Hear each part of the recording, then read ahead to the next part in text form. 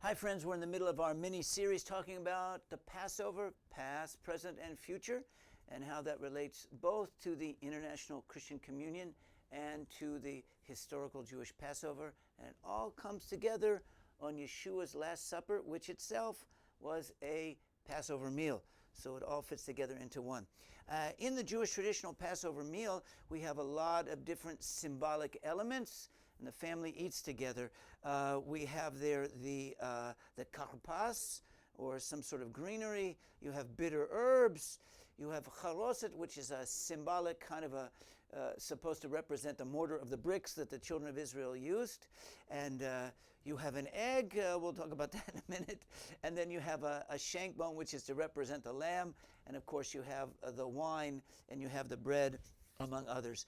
Well, you go through all these different elements.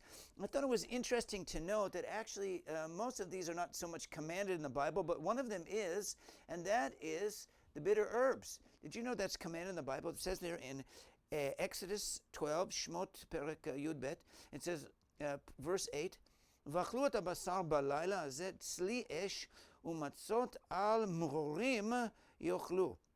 And says, and you will eat the flesh of the Passover lamb on this night as a burnt in fire and with unleavened bread. And then it also says, on or together with bitter herbs.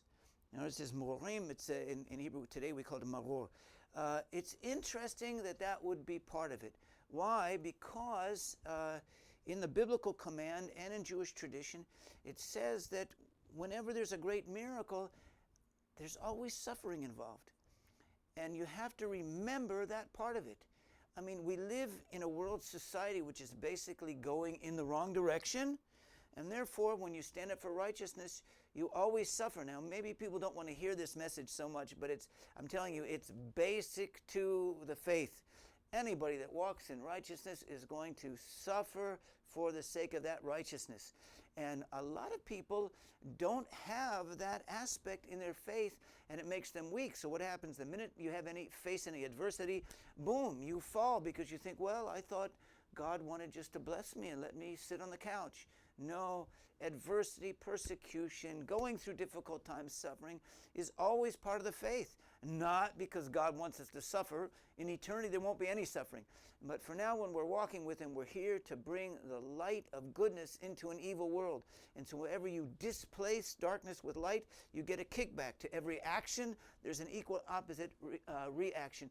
So let's remember, saints, wherever you are, when you stand up for righteousness, you're going to suffer back from it. And let's remember that's part of our faith, that as we walk in love and faith and righteousness and integrity, there's a little bit of bitter suffering that goes with it.